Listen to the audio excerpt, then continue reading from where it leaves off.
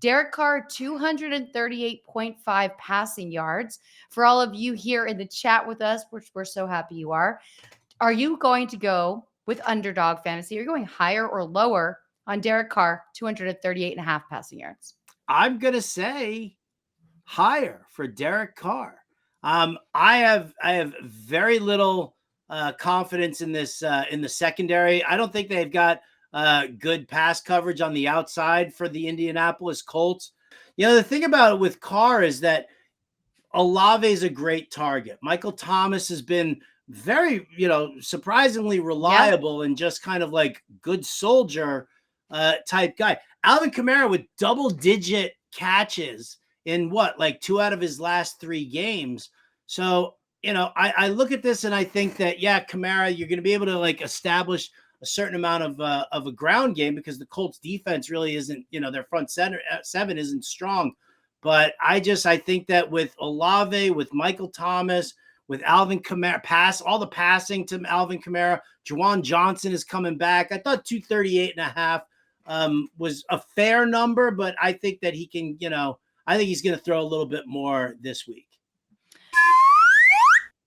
Well, I will negotiate the fact that I'm going to go with the under here because I don't have the faith. Look, Derek Carr already putting up 1,600 yards of the season. That's great, but only 6 touchdowns and 4 interceptions. My concern is more on the Chris Olave side, who has been consistent, who is now a bit rattled, did not get to stay in his normal routine. I doubt they fed him very well when he was arrested. This was not something he wanted to be doing with, and now he's pushing paperwork because he's talking to lawyers all day, and this is a huge distraction. So I feel a riff of a lower, but we can agree to disagree, but it's going to blow up my whole lineup of 5 if this doesn't work out for me. So I'll be really bitter. Last one you have, really bitter. Last one you have right here is Breece Hall, 65.5 rushing yards. What do you guys have in the room? We've got another big Jets game. I think the Jets are cruising right now. I think this is another win for the Jets. I think the conversation is going to be so incredible in New York next week because we've got New York on New York crime happening. We've got the Jets taking on the Giants.